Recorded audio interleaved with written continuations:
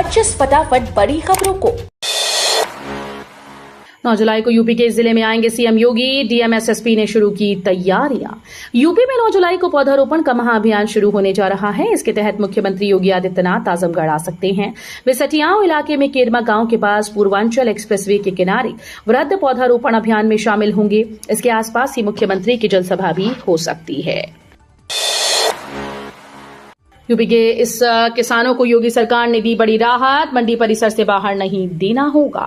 मुख्यमंत्री योगी आदित्यनाथ ने फूल की खेती से जुड़े किसानों को बड़ी राहत देते हुए सभी प्रकार के फूलों को विनिर्दिष्ट कृषि उत्पाद की श्रेणी से हटाकर गैर विनिर्दिष्ट श्रेणी में रखने का निर्णय लिया। इससे फूल किसानों को अब मंडी परिसर के बाहर फूल बेचने पर कोई शुल्क नहीं देना पड़ेगा। गोरखपुर की पंखुड़ी की नहीं रुकेगी पढ़ाई, आज होगा एडमिशन। यूपी के गोरखपुर में आर्थिक रूप से कमजोर परिवार की बिटिया पंखुड़ी त्रिपाठी की पढ़ाई नहीं रुकेगी। मुख्यमंत्री योगी आदित्यनाथ के निर्देश के बाद प्रशासन व शिक्षा विभाग ने स्कूल प्रबंधन से बात कर ली है। जिला विद्यालय निरीक्षक के मुताबिक आज सोमवार को पंखुड़ी का स्कूल में दाखिला हो जाएगा। इस बीच पंखुड़ी के पिता राजीव त्रिपाठी ने कहा कि उन्हें सीएम योगी आदित्यनाथ पर पूरा भरोसा है। मुख्यमंत्री योगी आदित्यनाथ को श्री कृष्ण जन्माष्टमी समारोह में शामिल होने का दिया न्योता। सुशांत गोल्फ सिटी में स्थित श्री श्री राधारमण बिहारी मंदिर के अध्यक्ष अपरिमेश श्याम प्रभु ने मुख्यमंत्री योगी आदित्यनाथ से शिष्टाचार भेंट कर आध्यात्मिक चर्चा की। इसके साथ ही उन्होंने मुख्यमंत्री को इस्कॉन की ओर से होने वाले जन्माष्टमी समारोह के लिए आमंत्रित किया। अपरिमेश श्याम प्रभु ने बताया कि इस्कॉन में प्रत्येक वर्ष की भांति इस वर्ष भी भगवान श्री कृष्ण का जन्मोत्सव धूमधाम से मनाया जाएगा। यूपी में ग्रीन बेल्ट को छोड़कर किसी भी जमीन पर बन सकेंगे होटल। प्रदेश सरकार ने राज्य में होटल और हॉस्पिटैलिटी सेक्टर को नई उड़ान देने के लिए बड़ा फैसला किया। अब प्रदेश में ग्रीन बेल्ट को छोड़कर किसी भी प्रकार की भू उपयोग वाली जमीन पर होटल बनाया जा सकेगा। शासन से मंजूर नए बिल्डिंग बायलॉज में इसका प्रावधान कर दिया गया है। अब 4 भूखंडों को मिलाकर करा सकेंगे निर्माण। नई भवन निर्माण उपविधि 2025 लागू। अब आसपास के 4 भूखंडों को मिलाकर निर्माण कराया जा सकेगा, बशर्ते सभी आवासीय भूखंड न्यूनतम 9 मीटर चौड़ी रूट पर हों। अगर 12 मीटर चौड़ी सड़क है तो गैर आवासीय भूखंडों का आमेलन भी किया जा सकेगा। इस तरह न्यूनतम 200 वर्ग मीटर के भूखंड को 2 हिस्सों में विभाजित भी किया जा सकेगा।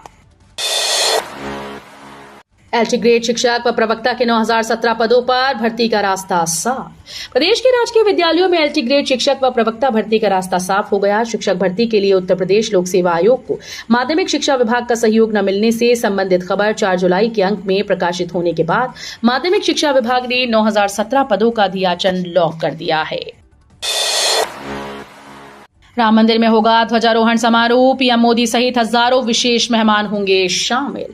रामलला के प्राण प्रतिष्ठा की ऐतिहासिक गूंज अभी भी जनमानस में ताजा है। राम मंदिर ट्रस्ट अब एक और भव्य अध्याय जोड़ने जा रहा है। नवंबर में प्रस्तावित ध्वजारोहण समारोह को लेकर तैयारियों ने गति पकड़ ली। इस पावन अवसर पर प्रधानमंत्री नरेंद्र मोदी मुख्य अतिथि के रूप में उपस्थित रहेंगे। यह आयोजन एक बार फिर से अयोध्या को भक्तिभाव, वैदिक अनुष्ठान और विश्व भर से जुटने वाले श्रद्धालुओं से सराबोर कर देगा।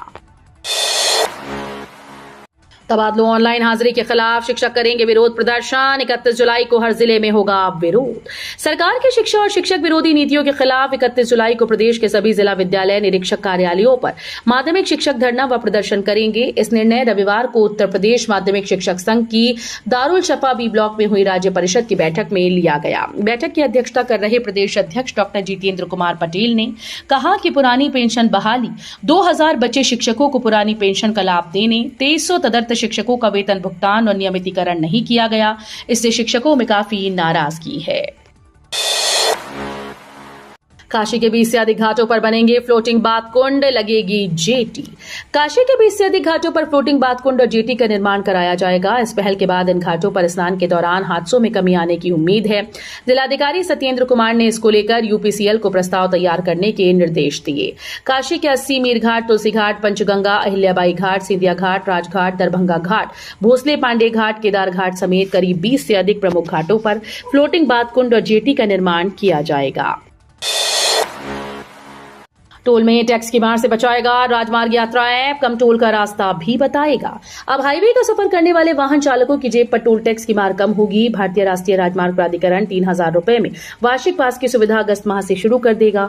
वहीं इसका लाभ मोबाइल ऐप राजमार्ग यात्रा से मिल जाएगा। इसके साथ ही इस ऐप में इसी माह नया फीचर जोड़ा है, जिसकी मदद से वाहन चालक ये जान पाएंगे कि दो शहरों के बीच किस रास्ते पर सबसे कम टोल टैक्स लगेगा।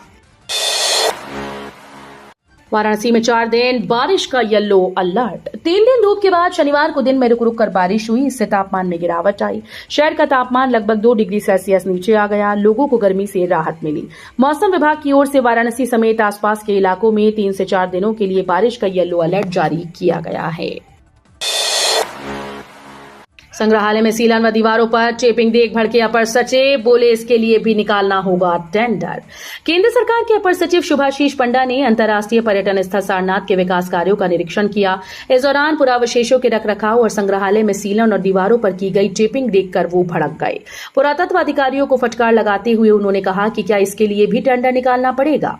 उन्होंने अधिकारियों को तत्काल इसमें सुधार लाने के निर्देश दिए।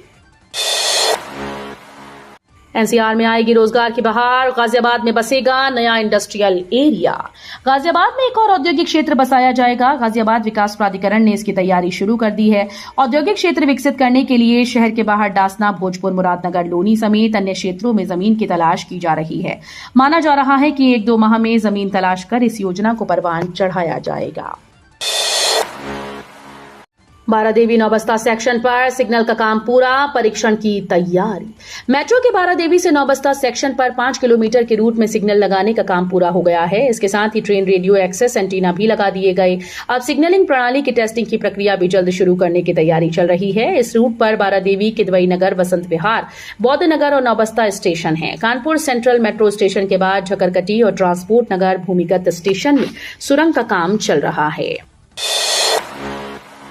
स्मार्ट बिजली मीटर के नाम पर वसूल रहे पैसे, नहीं लगा रही आर्म्ड केबल। लखनऊ में उत्तर प्रदेश पावर कॉर्पोरेशन के चेयरमैन से लेकर मध्यांचल की एमडी बैठती है। उसके बाद स्मार्ट मीटर के साथ आर्म्ड सर्विस केबल नहीं दिए जा रहे हैं। वसूली उल्टे हो रही है। पैसे न देने पर उपभोक्ताओं का मानसिक उत्पीड़न हो रहा है। यही नहीं, तमाम दावों के बाद भी आर्म्ड केबल तक नहीं लगाई जा रही।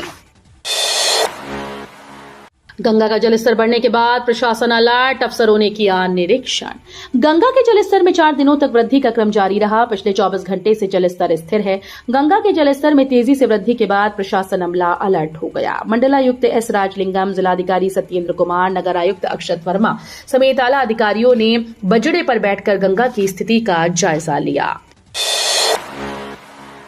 उत्तर प्रदेश में मंदिरों और आश्रमों का होगा कायाकल्प। उत्तर प्रदेश सरकार ने राज्य भर में स्थित प्रमुख मंदिरों, संतों के आश्रमों और धार्मिक स्थलों के जीर्णोद्धार की योजना तैयार की। सरकार का मानना है कि इससे धार्मिक और सांस्कृतिक पर्यटन को बढ़ावा मिलेगा। स्थानीय रोजगार और अर्थव्यवस्था को भी मजबूती मिलेगी। विशेष रूप से पूर्वांचल क्षेत्र को धार्मिक पर्यटन के नए हब के रूप में विकसित करने पर विशेष जोर दिया गया है। यूपी पंचायत चुनाव को पुरानी नियमावली से कराने की तैयारी। अगले साल होने वाले यूपी पंचायत चुनाव को पुरानी नियमावली से ही कराने की तैयारी है। ये जानकारी पंचायती राज मंत्री ओम प्रकाश राजभर ने दी।